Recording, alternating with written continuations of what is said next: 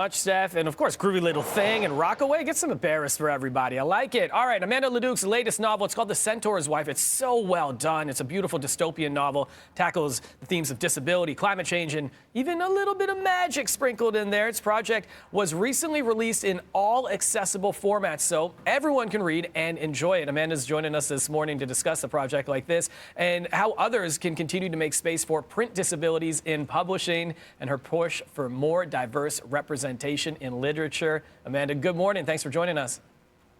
Good morning, Devo. Thank you for having me. No problem. Congrats on your latest work, The Centaurs Wife. It's very good. Tell us a little more about this project.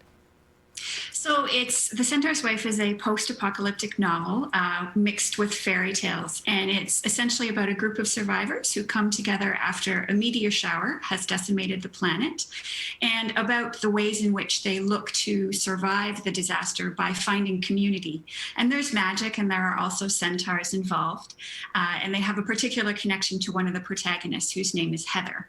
And she's a disabled woman. And the story also follows her connection with the centaurs and the ways that the disabled viewpoint actually serves as a way for people to gather together and survive. And this perspective, this view from Heather, has it been taken loosely from your own experiences living with cerebral palsy? Yeah. She has cerebral palsy, much like myself. She has a limp, much like myself. And I was interested when I was writing it. Heather, as a disabled character, she became disabled later on in the writing of the book. But as I wrote it more, I was really interested in looking at dystopia in particular and how that treats the disabled body, because a lot of dystopian literature kind of leaves the disabled person behind. We just sort of assume that once society collapses, we can't do anything to keep disabled people alive. And I really wanted to push against that narrative and look at ways in which communities can come together to help people thrive. Yeah, and you see that right off the bat in the beginning of the book when you're kind of explaining, the centaurs and how they came to be and how they were banished away as well, right? Yeah. So the centaurs in the novel really work as kind of a metaphor in many ways for disability. They're sort of half human, half animal. They don't really feel like they fit in either world.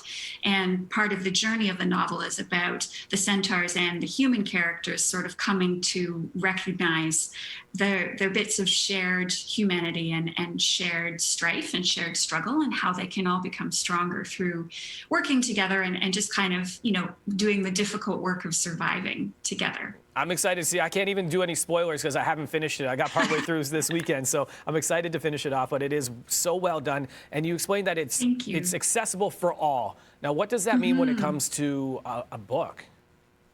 Yeah, so in Canada, as with many other places, usually books, when they're published, are published in 2 or 3 formats. So they're published in audio, possibly, but they're published in print and then in ebook.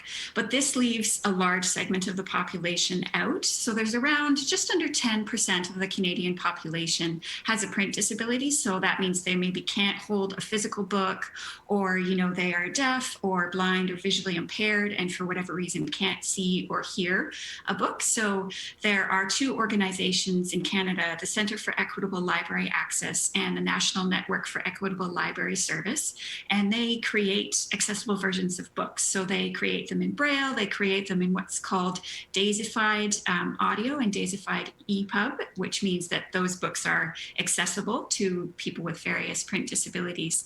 And usually that happens several months after a book comes out in publication. So there's a bit of an inequity there, where you've got about 10% of the population who can't access a book, even though, there's all this hype about a new release.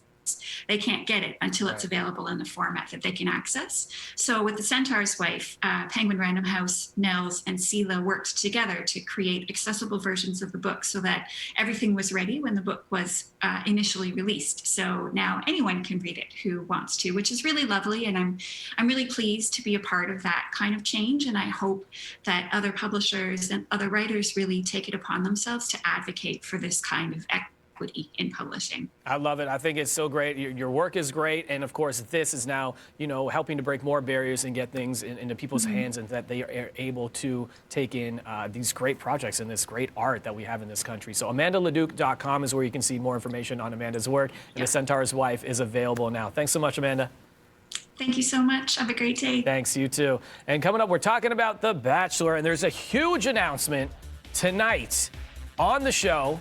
It is not about Emmanuel. It is not about him. There's something else, and we're going to maybe speculate a little bit after the break.